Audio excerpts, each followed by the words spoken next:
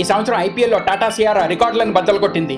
RCB వాళ్ళ batting bowling fielding తో చెలరేగిపోతే Tata Sierra advertising పేరుట అన్ని హద్దులు దాటేసింది. అంటే ఓవర్ మధ్యలో ఒక యాడ్ ఇవ్వడం, ప్రతి మ్యాచ్ లో కామెంటేటర్లు 2 సార్లైన టాటా సియారా గురించి చెప్పడం, టాటా సియారా పేరిట ఒక స్పెషల్ అవార్డు ఇవ్వడం లాంటి ఎన్నో మార్కెటింగ్ అడ్వర్టైజింగ్ ఈ ఐపీఎల్ లో చేశారు. ఆర్సీబీ చేసిన దూకుడికి ఈ సంవత్సరం వాళ్ళు కప్ అయితే గెలుచుకున్నారు, కానీ టాటా సియారా ఇచ్చిన అడ్వర్టైజ్మెంట్ వల్ల సేల్స్ పెరగకపోగా 20% పడిపోయింది. మార్చ్ లో 9,000 టాటా సియారాలు అమ్ముడుపోతే హెవీ అడ్వర్టైజ్మెంట్ తర్వాత ఏప్రిల్ లో 7,500 కూడా అమ్ముడుపోలేదు. అయితే ఏప్రిల్ లో సాధారణంగా మోటార్ సేల్స్ తక్కువ ఉంటాయి కదా అని మీరు అనుకుంటున్నట్టయితే ఆగండి. అదే ఏప్రిల్ లో మారుతి డిజైర్ కార్లు 23,000 అమ్ముడుపోయాయి. టాటా వాళ్ళు యాడ్ల మీద ఐపీఎల్ లో ఖర్చు పెట్టేంత డబ్బులు మారుతి వాళ్ళు సంవత్సరం అంతా కలిపి కూడా ఖర్చు పెట్టారు. అయినప్పటికీ కార్లలో ఈ రోజుకి నెంబర్ 1 మారుతి. అయితే మన దేశంలో ముఖ్యంగా 3 కారణాల వల్ల కార్లు అమ్ముడుపోతాయి. మొదటిది హై మైలేజ్ అయితే, రెండోది లో మెయింటెనెన్స్ కాస్ట్, ఇంకా మూడోది ఎక్సలెంట్ ఆఫ్టర్ సేల్స్ సర్వీస్. ఈ మూడిట్లోని మారుతి కన్నా బాగా వెనకబడి ఉన్నది టాటా. ముఖ్యంగా ఆఫ్టర్ సేల్స్ సర్వీస్ లో టాటా అంత వర్స్ట్ సర్వీస్ లోకంలో ఇంకే కార్ కంపెనీకి ఉండదు.